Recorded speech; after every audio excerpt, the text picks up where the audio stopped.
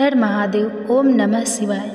मेरी प्यारी बहनों, क्या आप जानते हैं कि सावन की इस पवित्र सोमवार पर शिवलिंग पर चढ़ाई गई कुछ विशेष चीज़ें आपको सातों जन्मों की गरीबी को भी मिटा सकती हैं। क्या आप उन गुप्त वस्तुओं के बारे में जानना चाहते हैं जिन्हें अर्पित करने मात्र से भगवान शिव आपकी हर मनोकामना पूरी कर देते हैं। लोग व्रत तो रख लेते हैं, पर कुछ गलतियों के कारण उन्हें पूरा फल नहीं मिल पाता। आज इस वीडियो में हम आपको बताएंगे वह 5 महापवित्र वस्तुएं जिन्हें सावन सोमवार पर शिवलिंग पर चढ़ाने से आपका दुर्भाग्य सौभाग्य में बदल जाएगा और महादेव की ऐसी कृपा बरसेगी कि आपके घर धन धान्य के भंडार भर जाएंगे। चेतावनी, इस वीडियो को अधूरा मत छोड़िएगा, क्योंकि हर एक जानकारी आपके जीवन को बदलने की शक्ति रखती है। हे भगवान भोलेनाथ, जो कोई भक्त सावन सोमवार की इस पावन दिन वीडियो को लाइक करे, उसकी झोली खुशियों से भर देना, उसके जीवन की हर निर्धनता सदा के लिए दूर कर देना। और जो कोई भक्त सावन सोमवार के दिन शिवलिंग पर यह 5 पवित्र चीज़ें चढ़ा दे, उसके जन्म जन्मांतर की गरीबी को समाप्त कर देना, उसके घर में माँ लक्ष्मी का वास सदा बना रहे। तो आइए महादेव का नाम लेकर इस ज्ञान गंगा में डुबकी लगाते हैं। दोस्तों, आज की वीडियो में हम आपको बताएंगे कि वह ऐसी कौन सी 5 चीज़ें हैं जो सावन सोमवार के दिन शिवलिंग पर भोले बाबा की आराधना करते हुए चढ़ा देना है। लोग सावन सोमवार का व्रत तो रख लेते हैं, लेकिन शिवलिंग पर यह 5 चीज़ें चढ़ाना भूल जाते हैं, जिससे उनके व्रत का कोई फल प्राप्त नहीं होता और उनका दुर्भाग्य हमेशा ही साथ रहता है। इसलिए आज हम आपको इस सावन सोमवार की वीडियो में बताएंगे कि वह कौन सी चीज़ है जो शिवलिंग पर जरूरी चढ़ा देना। मेरी प्यारी बहनों, वीडियो को अंत तक आपको बने रहना है। वीडियो को काट काट कर नहीं देखना है, नहीं तो आपसे इतनी ज्ञानवर्धक जानकारी छूट जाएगी। वीडियो को पूरा देखने पर ही आपको सही सटीक जानकारी प्राप्त होगी। मेरी प्यारी बहनों, बात ऐसी है कि हमारा काम तो है सिर्फ सलाह देने का। हम तो केवल सलाह ही दे सकते हैं। अब आप इसको मानो या ना मानो, आपकी मर्जी, लेकिन इतना ज़रूर कहेंगे कि मान लोगे तो आपका बेड़ा पार हो जाएगा। बाद में मत कहना कि हमने बताया नहीं। तो चलिए जानकारी आरंभ करते हैं। वीडियो अच्छा लगे तो वीडियो को लाइक ज़रूर ही कर देना, और चैनल पर पहली बार आए हैं तो चैनल को सब्सक्राइब ज़रूर कर लेना, ताकि इसी प्रकार की और भी ज्ञान से भरपूर वीडियो आपको सबसे पहले प्राप्त होती रहे। तो चलिए बहनों, आपका ज़्यादा समय बर्बाद ना करते हुए जानकारी आरंभ करते हैं। प्रिय बहनों, जानकारी आरंभ करने से पहले हम यह भी जान लेते हैं कि सावन में कुल कितने सोमवार पड़ेंगे। उसके बाद हम आपको बारी बारी से बताएंगे कि प्रत्येक सोमवार पर शिवलिंग पर क्या अर्पित करना चाहिए और क्या नहीं। तो भक्तों, आपकी जानकारी के लिए बता दें कि इस बार सावन के महीने में कुल 4 सोमवार व्रत पड़ेंगे। चारों सोमवार के दिन भगवान शिव के लिए सुहागन महिला, कुंवारी कन्या तथा पुरुष द्वारा व्रत रखा जाएगा। तो हम जान लेते हैं कि कौन सा सोमवार कितनी तारीख को पड़ेगा और व्रत कब रखा जाएगा। सावन महीने का पहला सोमवार व्रत 14 जुलाई 2025 को रखा जाएगा। दूसरा सोमवार व्रत 21 जुलाई 2025 को रखा जाएगा। तीसरा सोमवार व्रत 28 जुलाई 2025 को रखा जाएगा। चौथा सोमवार व्रत 4 अगस्त 2025 को रखा जाएगा। इसी प्रकार कुल 4 सावन सोमवार व्रत इस सावन के महीने में पड़ रहे हैं। इसलिए भक्तों, इन दिनों को, इतने पवित्र पावन दिन को अपने हाथ से मत जाने देना। स्वयं माता पार्वती ने भगवान शिव को पाने के लिए यह 4 सावन सोमवार के व्रत रखे हुए थे। तो आप इसका अंदाज़ा लगा सकते हैं कि जब भगवान ने खुद स्वयं सावन सोमवार के व्रत रखे हुए हैं, तो हम तो यह आम इंसान ही हैं। सावन का महीना भगवान शिव की उपासना के लिए अत्यंत पवित्र और फलदायक माना जाता है। इस माह में भगवान शिव की पूजा विशेष रूप से शिवलिंग पर विविध वस्तुएं चढ़ाकर की जाती है। यह चीज़ें न केवल धार्मिक दृष्टि से महत्वपूर्ण होती हैं, बल्कि इनमें से प्रत्येक वस्तु का प्रतीकात्मक महत्व और आध्यात्मिक फल भी होता है। यह व्रत भगवान शिव को समर्पित है, तो चलिए अब जान लेते हैं कि शिवलिंग पर सावन सोमवार व्रत पर क्या चढ़ाना चाहिए। तो बहनों, सबसे पहली वस्तु है जल।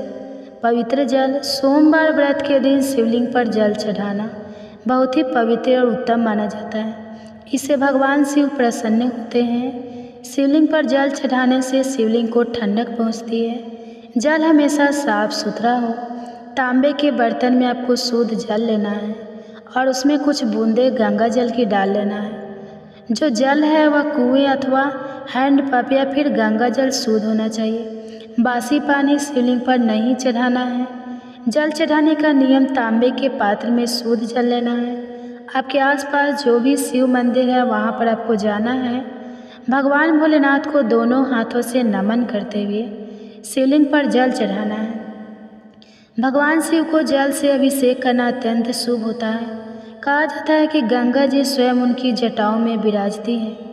जल अर्पण से क्रोध शांत होता है, रोग दोष दूर होते हैं और मन को शांति मिलती है।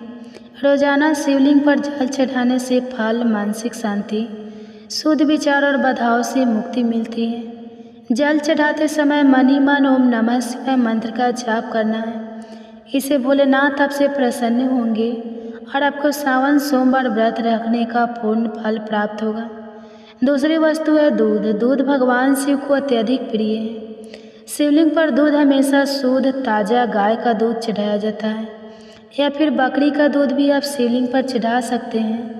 दूध से शिवलिंग का अभिषेक करना अत्यंत पुण्यदायी है। यह शरीर, मन और आत्मा की शुद्धि का प्रतीक है। प्रत्येक सावन सोमवार के दिन शिवलिंग पर दूध चढ़ाने से आरोग्यता निसंतानहीनों का संतान प्राप्त होती है, दुर्भाग्य समाप्त होता है और दरिद्रता से हमेशा के लिए मुक्ति मिल जाती है। तीसरी वस्तु है भक्तों बेलपत्र। शिव पुराण में कहा गया है कि बेलपत्र शिव को अति प्रिय है।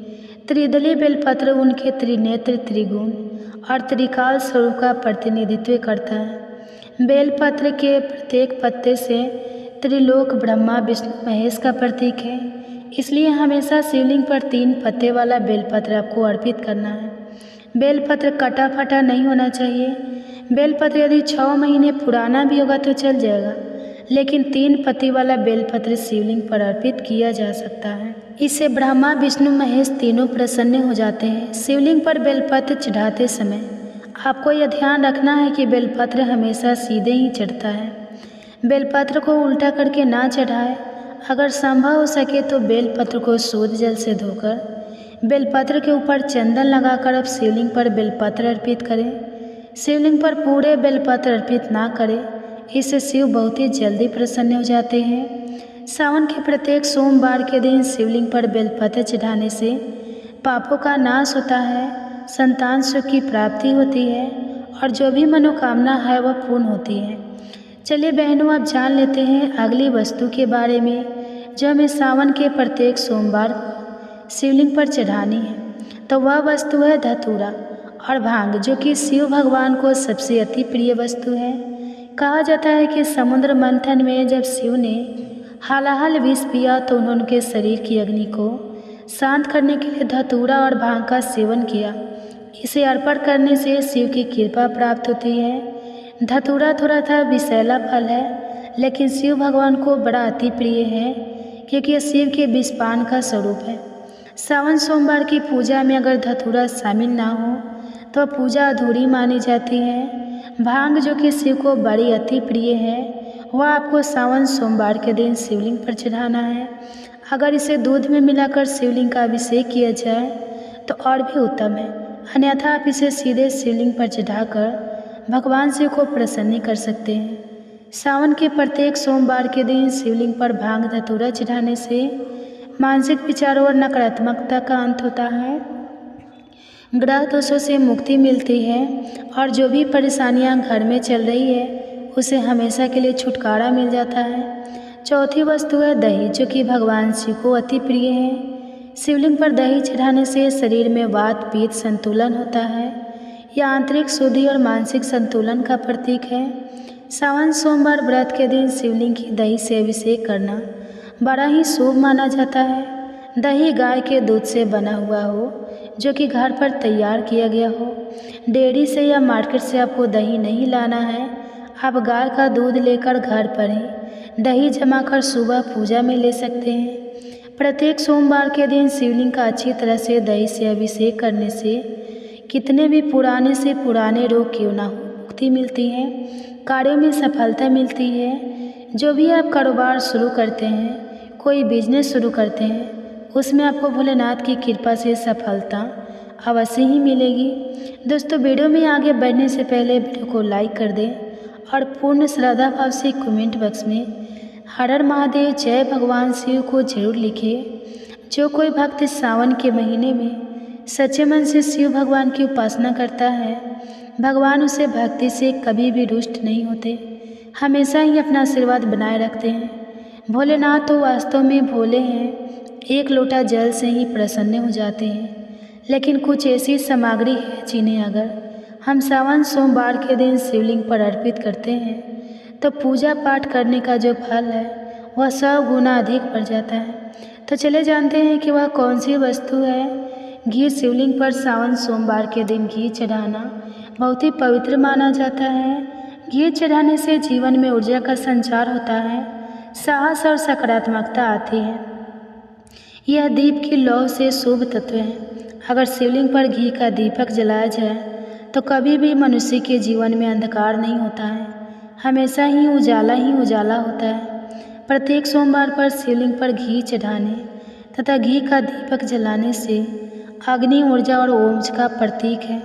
इससे अग्नि देवता भी प्रसन्न होते हैं। सावन सोमवार के प्रत्येक सोमवार के दिन शिवलिंग पर घी चढ़ाने से आयु में वृद्धि, तेज बल की प्राप्ति होती है। इसी के साथ सावन सोमवार में शिवलिंग पर शहद चढ़ाना भी बहुत शुभ माना जाता है। यह मधुरता और आकर्षण का प्रतीक है। शिवलिंग पर शहद अर्पित करने से वाणी में शुद्धता आती है और संबंधों में सुधार होता है। इससे सरस्वती माँ भी प्रसन्न होती है। शहद आपको आसानी से मार्केट में मिल जाएगा। तो सावन सोमवार व्रत में शिवलिंग पर शहद चढ़ाने से आकर्षक मनसान, वैवाहिक जीवन सुख, संतान सुख की प्राप्ति होती है और मनुष्य धनवान बन जाता है। तो भक्तों, ये थे जानकारी सावन मास में शिव जी को क्या चढ़ाने से प्रसन्न हो सकते हैं शिव जी। अब इसी के साथ आप पावन कथा की रसपान भी कर सकते हैं। ओम नमः शिवाय। जय भोलेनाथ। आप सभी का दिन शुभ और मंगलमय हो और भगवान भोलेनाथ जी की कृपा आप सभी भक्तजनों पर सदा बनी रहे। आज सुनिए सावन मास महात्म्य का अध्याय 14। महादेव जी देवी पार्वती जी से कहते हैं, महादेवी, गौतमेश्वर के स्थान से देवेश्वर भगवान दैत्य सूदन के समीप जाना चाहिए, जो प्रभा क्षेत्र में निवास करने वाले सब प्राणियों के पापों का नाश करते हैं। भगवान दैत्य सूदन सबके कार्यों की सिद्धि करने वाले हैं। भयंकर भव सागर में पड़े हुए प्राणियों को पार उतारने के लिए वे सुदृढ़ जहाज की भांति स्थित हैं। पार्वती, वट वृक्ष, कल्प वृक्ष, वैदुरी पर्वत, भगवान दैत्य सूदन तथा महामुनि मार्केंडे, इनका 7 कल्पों तक क्षय अथवा विनाश नहीं होता। दैत्य सूदन से बढ़कर दूसरा कोई देवता इस पृथ्वी पर नहीं है। उनका क्षेत्र यावाकार है। वह सब पातकों का नाश करने वाला ऋषि मुनियों से सेवित तथा यक्ष, विद्याधर और नागगण का आश्रय है। उस वैष्णव क्षेत्र की सीमा इस प्रकार है कि पूर्व में इमेश्वर तक, पश्चिम में सोमेश्वर तक, उत्तर में विशालक्षी तक तथा दक्षिण में समुद्र तक वह फैला हुआ है। जो मनुष्य इस क्षेत्र में मृत्यु को प्राप्त होते हैं वे सब स्वर्ग लोक में जाते हैं। वहाँ जो कुछ दान, होम, जप और तप किया जाता है वह 7 कल्पों तक अक्षय बना रहता है। जो वहाँ भगवान विष्णु की प्रीति के लिए विधि पूर्वक एक ब्राह्मण को भी भोजन कराएगा, उसे 1 करोड़ ब्राह्मण भोजन कराने का फल होगा। जो मनुष्य वहाँ भक्ति पूर्वक उपवास करता है उसे एक ही उपवास से 10,000 उपवासों का फल मिलता है। जो मानव कार्तिक मास की द्वादशी को चक्र तीर्थ में स्नान करके इंद्रिय संयम पूर्वक उपवास एवं विधिवत भगवान विष्णु की पूजा करता है वह सब पातकों से मुक्त हो जाता है।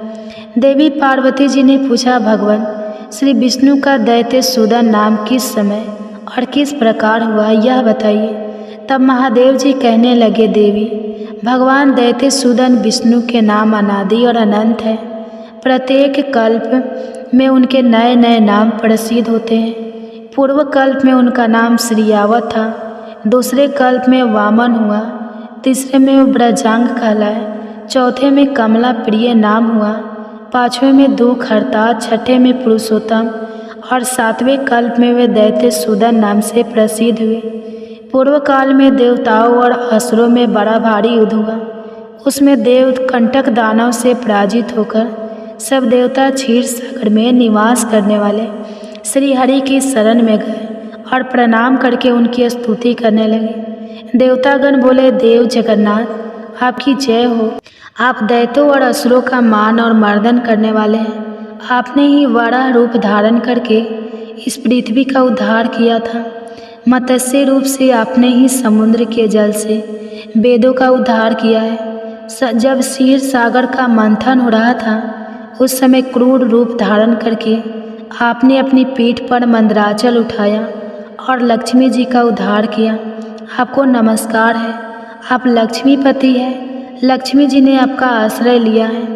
देव, आप पीड़ितों की पीड़ा का नाश करने वाले हैं। आपने वामन रूप धारण करके बलि को बांधा है और वराह रूप से महादैत्य हिरण्याकाक्ष का वध किया है। आपने ही नरसिंह रूप से हिरण्यकश्यप को आकाश में धारण करके मारा है। आप ही संपूर्ण देवताओं के मूल है। प्रभु महादेव, आपने ही समस्त संसार का उद्धार किया है। हे पार्वती, यह स्तोत्र सुनकर कमल नयन भगवान विष्णु ने ब्रह्मा आदि देवताओं से कहा, देवक तुम दानवों का भय छोड़ दो, मैं शीघ्र ही उनका संहार करूँगा। ऐसा कहकर श्री विष्णु देवताओं के साथ वहाँ आए और चक्र के द्वारा अलग अलग सब दानव का संहार आरंभ किया।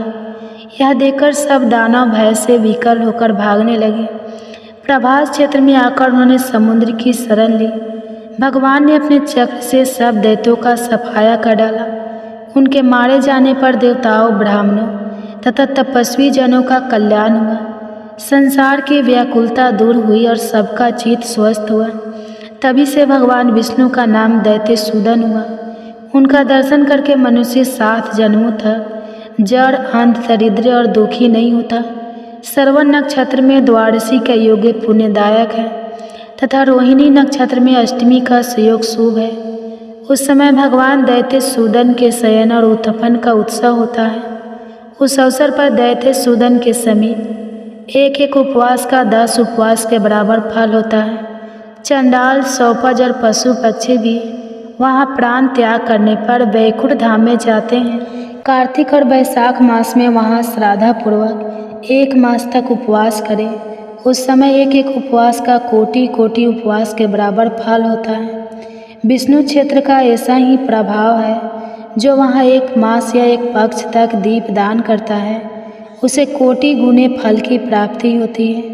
जो आषाढ़ शुक्ल एकादशी को निराहार रहकर भगवान दैत्य सूदन को पंचामृत से नहलाकर पूजा करता है और नियम पूर्वक उनके समीप रहकर चतुर्मास व्यतीत करे, उसके ऊपर भगवान श्री विष्णु संतुष्ट होते हैं। जो मनुष्य एकादशी तिथि को वहाँ गीत, नृत्य, वाद्य तथा दृश्य अभिनय आदि के द्वारा रात में जागरण करता है वह भगवान विष्णु के उस परम धाम में जाता है जहाँ से पुनः इस संसार में आना नहीं होता।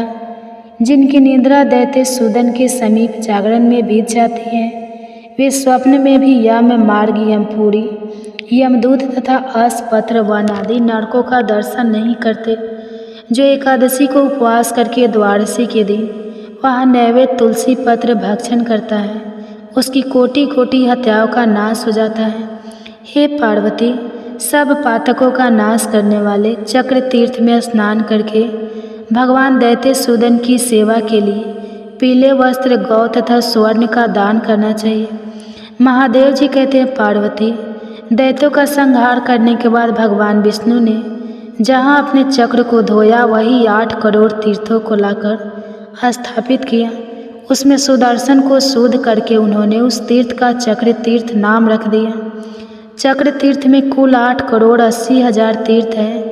जो मानव एकाग्रचित होकर वहाँ स्नान करता है वह सब तीर्थों में स्नान करने का पूरा फल पा लेता है। एकादशी को यह विशेषता चंद्रमा और सूर्य के ग्रहण के अवसर पर जो उसमें स्नान करता है वह कोटि यज्ञों का फल पाता है।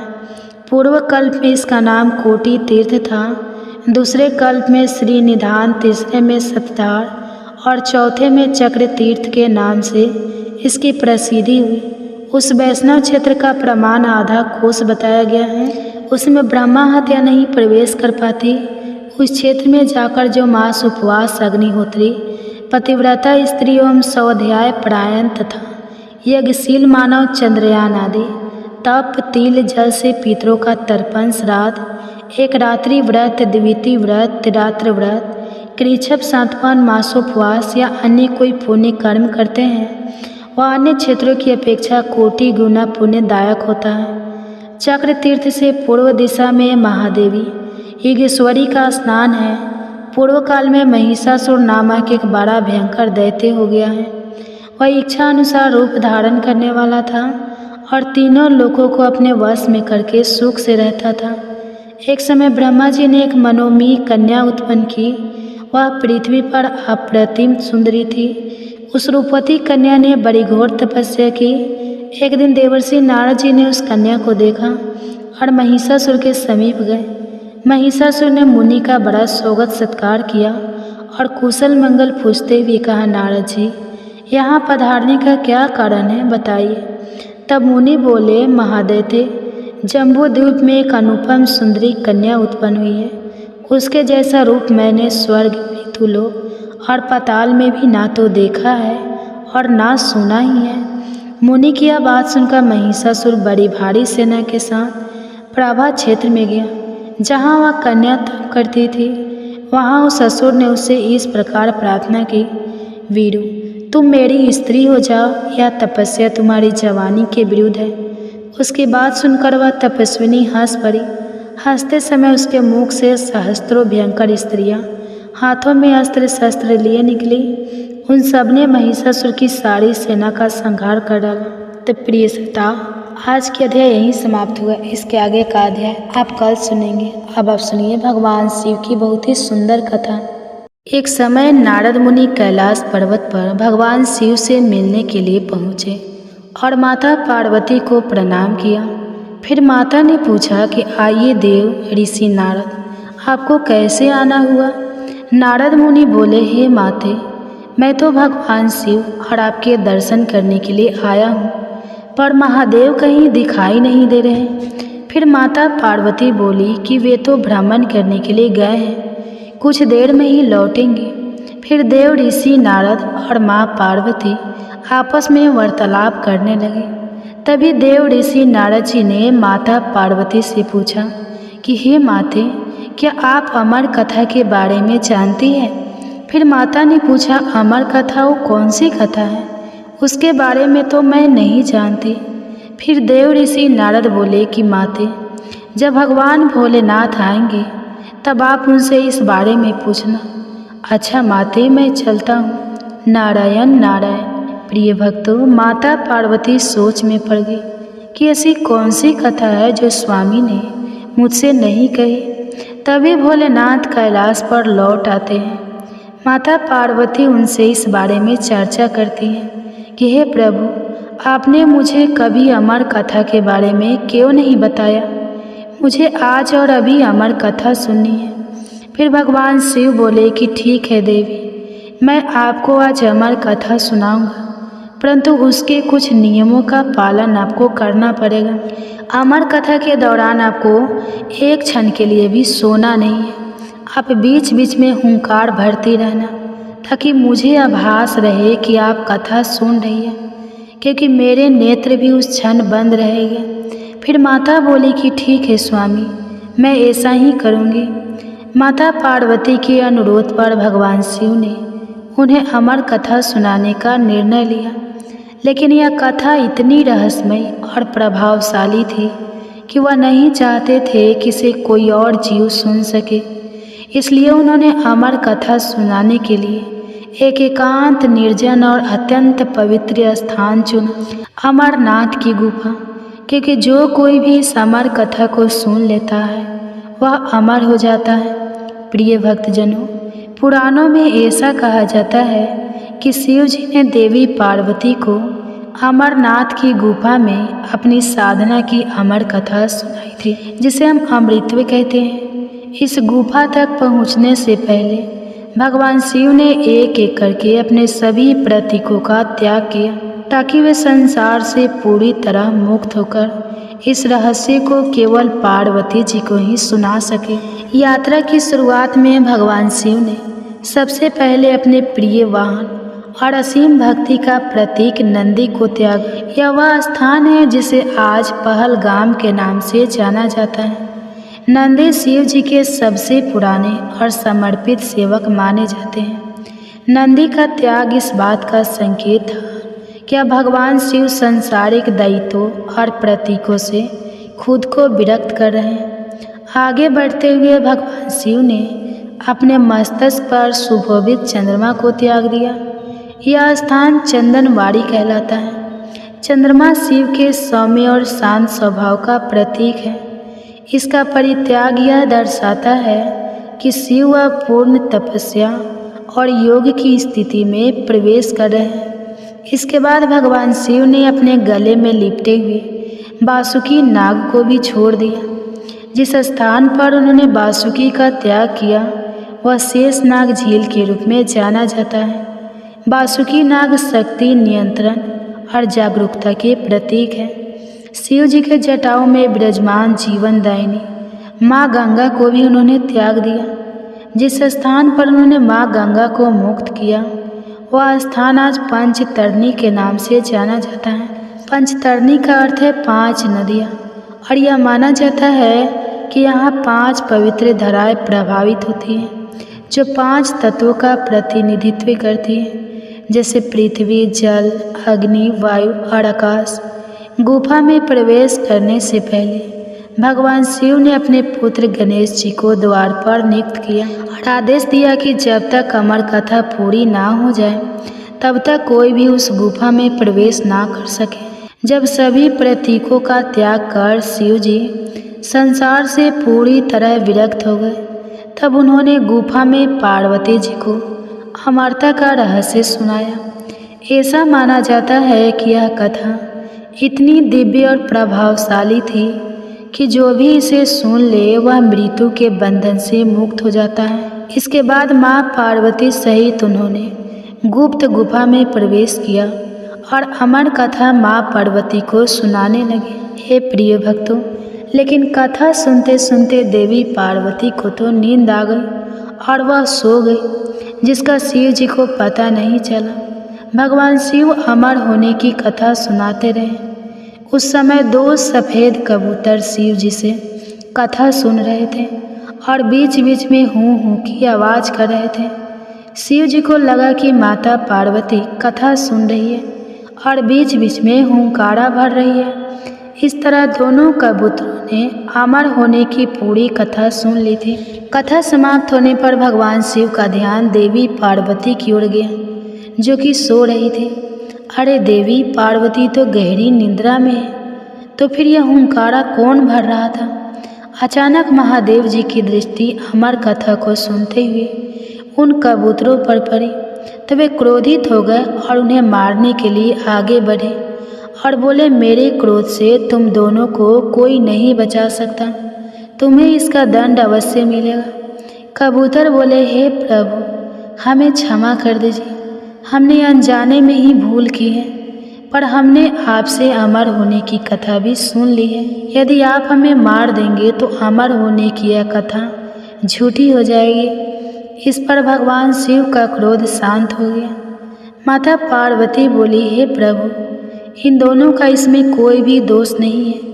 मैं गहरी निद्रा में सो गई थी, मैंने आपके आदेश का पालन नहीं किया, इसलिए इन दोनों को क्षमा कर दीजिए। भगवान शिव जानते थे कि अनजाने में ही सही पर कबूतरों ने अमर कथा को सुन लिया था, इसलिए वे दोनों अमर हो चुके थे। इस पर महादेव ने कबूतरों को जीवित छोड़ दिया। भगवान शिव के आशीर्वाद से वह कबूतर का जोड़ा अमर हो गया। कहते हैं कि आज भी इन दोनों कबूतरों का दर्शन भक्तों को इस गुफा में प्राप्त होता और तब से यह गुफा अमर गुफा की साक्षी हो गई और इसका नाम अमरनाथ गुफा के नाम से प्रसिद्ध हो गया। तो सभी भक्तजन प्रेम से बोलिए शिव शिवा की जय, हर हर महादेव। अब आइए सुनते हैं एक और कथा। तो आइए प्रारंभ करते हैं। एक समय की बात है, किसी गांव में एक बूढ़ी अम्मा अपने बेटे के साथ रहा करती थी।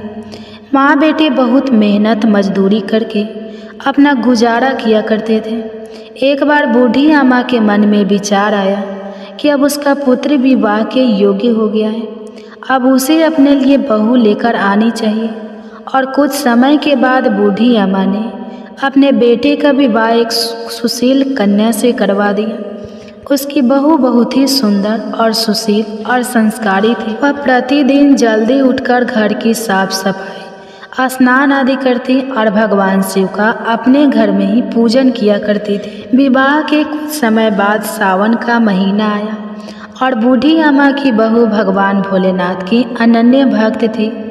उसके मन में यह विचार आया कि वह सावन के महीने में मंदिर जाकर शिवलिंग पर जल अर्पित करे।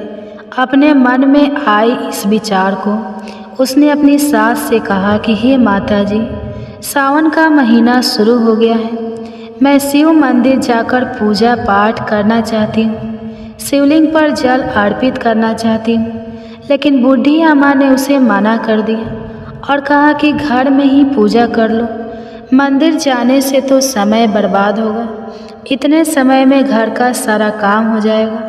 यह बात सुनकर बहू बहुत उदास हो गई, लेकिन कुछ नहीं कर सकी। उदास होकर घर के कामों में लग गई। उस दिन उसने कुछ अन्न जल ग्रहण नहीं किया था और अगले दिन बहू कुएं से जल लाने गई। फिर उसने रास्ते में गांव की 2 लड़कियों को पूजा की थाली सजाकर मंदिर की ओर जाते हुए देखा। उसने उन्हें रोका और पूछा कि तुम सब कहाँ जा रहे हो? तो वह दोनों बोली, सावन का महीना शुरू हो गया है, हम सब भगवान भोलेनाथ का पूजन करने के लिए मंदिर जा रहे हैं। बस यह सुनकर वह फिर उदास हो गई। फिर लड़कियों ने पूछा कि आप उदास क्यों हो गई? तब वह बोली, भगवान शिव मेरे आराध्य हैं, लेकिन मेरी सास ने मुझे मंदिर जाकर पूजा करने से मना कर दिया है। तब वह लड़कियां बोली कि आप चिंता मत करो, अब प्रतिदिन इसी समय पानी भरने आया करो और हमारे साथ मंदिर चलकर भगवान शिव की पूजा करके उन पर जल अर्पित किया करो। तब वह बोली, लेकिन मेरे पास तो पूजा की कोई सामग्री भी नहीं है, घर से लाऊंगी तो सास को पता चल जाएगा। तब लड़कियां बोली कि कोई बात नहीं, आप हमारी पूजा की सामग्री से पूजा कर लेना। यह सुनकर वह बहुत खुश हुई और प्रतिदिन उनके साथ मंदिर जाने लगी, जहां वह शिवलिंग पर जल चढ़ाती और भक्ति भाव से भोलेनाथ की पूजा किया करती और उनसे कहती कि मैंने अपनी सास से यह बात छुपाई है, इसके लिए मुझे क्षमा कर दीजिएगा। ऐसे ही पूरा सावन का महीना बीत गया। सावन के अंतिम दिन उसने सोचा कि पूरा महीना मैंने इन लड़कियों की पूजन सामग्री से पूजा की है, आज तो मुझे अपना कुछ भोलेनाथ को अर्पित करना ही चाहिए। बस ऐसा सोचकर उसने अपनी नाक से सोने की नथ उतारी और उसे धोकर शिवलिंग पर अर्पित कर दिया और पूजा करके घर आ गई। घर आकर वह अपनी सास से नज़र छुपाकर इधर उधर घूम रही थी, क्योंकि वह जानती थी कि उसकी नाक में नथ ना देखकर सास जरूर पूछेगी कि नथ कहाँ गई। ऐसे ही दोपहर हो गई, तभी अचानक सास की नज़र उसकी नाक पर गई और नाक में नथ ना देखकर सास ने पूछा कि अरे बहू, तुम्हारी नथ कहाँ गई? तो वह बोली कि माँ जी, मुझे नहीं पता, शायद कहीं गिर गई होगी। फिर सास बोली, अच्छा तो यह बताओ कि तुम आज कहाँ कहाँ गई थी, वहीं जाकर हम दोनों ढूंढ लेंगे। बहू बोली, मैं सुबह पानी भरने के लिए गई थी, तब तक तो मेरी नाक में नथ थी, उसके बाद मैं अपने उपने थापने के लिए गई थी। फिर सास बोली कि चलो वहीं चलकर देखते हैं। दोनों वहां पहुँचे जहां बहू ने आज उपले थापे थे। सास ने बहू से कहा कि चलो अब ये उपले तोड़कर देखते हैं। दोनों सास और बहू उपले तोड़ने में लग गई। जैसे ही दोनों ने उपले तोड़े, दोनों के उपले में एक एक नथ निकली। सास बोली कि नथ तो एक ही थी, यह दो कैसे हो गई। इसके बाद सास ने एक एक करके सारे उपले तोड़ना शुरू कर दिए। अब सास उपले तोड़ती जाए और उन सब में से नथ निकलते जाए। सास ने बहू की ओर देखा और पूछा कि यह क्या मजा है। तब बहू ने सास से क्षमा मांगते हुए सारी बात उन्हें बता दी और कहा, यह भगवान भोलेनाथ ही आशीर्वाद है। आज मैंने सावन की समाप्ति पर उन्हें अपनी नथ अर्पित की थी और उन्होंने मुझे इतनी सारी नथ वापस कर दी।